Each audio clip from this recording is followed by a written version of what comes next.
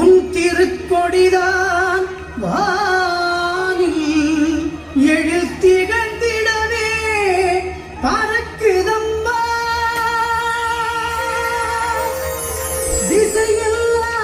திசையெல்லாம் மக்களை வருக வருகவென அழைக்குதம்மா.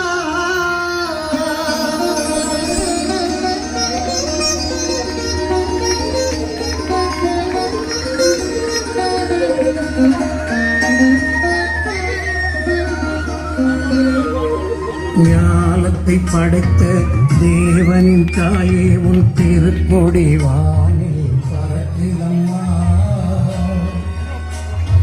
ஞானத்தை படைத்த தேவனின் தாயே உன் திருக்கொடி வானில் பறக்குதம்மா.